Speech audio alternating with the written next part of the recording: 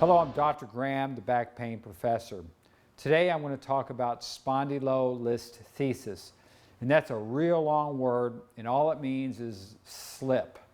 And let's look at a picture of what it looks like. Here's a side of the spine of someone's low back, and it's starting out pretty good here, and then you get, oh, let's look at this bone, it's gone forward. This is called spondylolisthesis, and it's when one of the vertebrae of the spine slips forward or backwards in relationship to the one below. Now let's talk about a few causes of spondylolisthesis.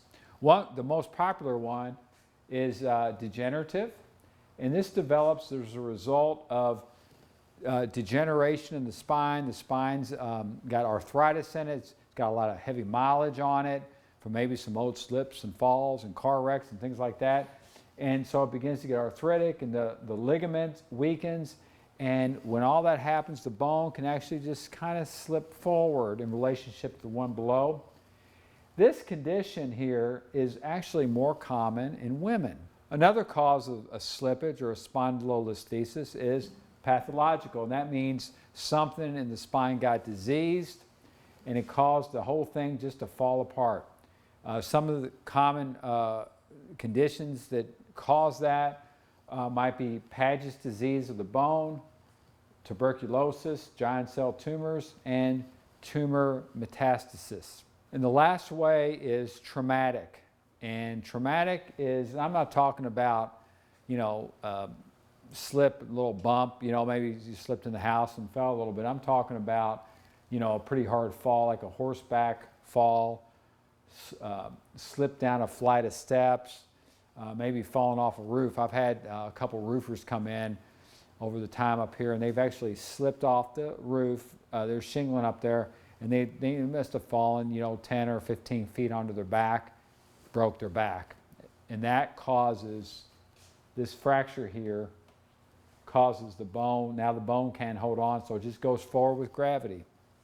Now spondylolisthesis, they're graded according to the percentage of the slip. What I see most in our office are grade 1s. I'd say this is 95% of what we see up here, maybe 90%. And it's where the bone has slipped somewhere between 1% and 25%. And let me say though, even that little bit, it doesn't seem like a lot, maybe 5 or 6 or 7%, it causes a lot of stress on that nerve. And then maybe a few times a year, I'll see grade 2, so not very often, maybe a few times a year.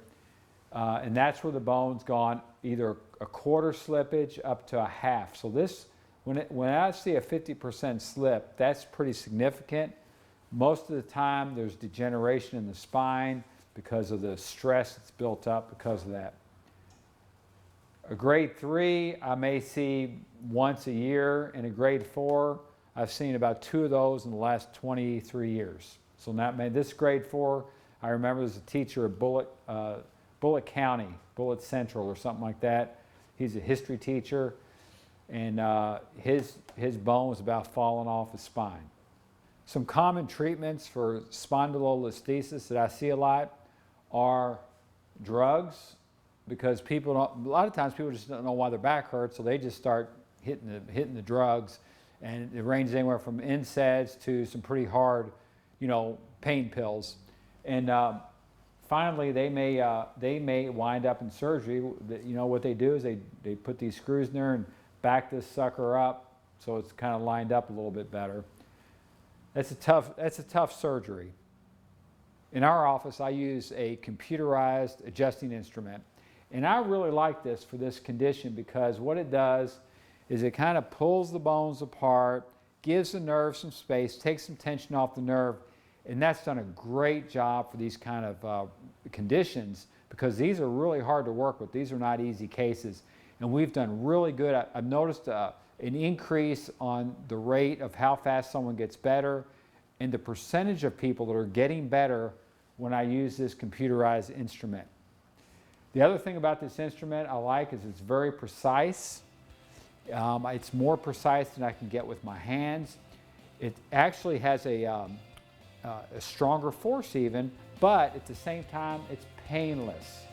And it's also safe. It's certified by both the Underwriters Lab and the FDA. I'm Dr. Graham, the back pain professor.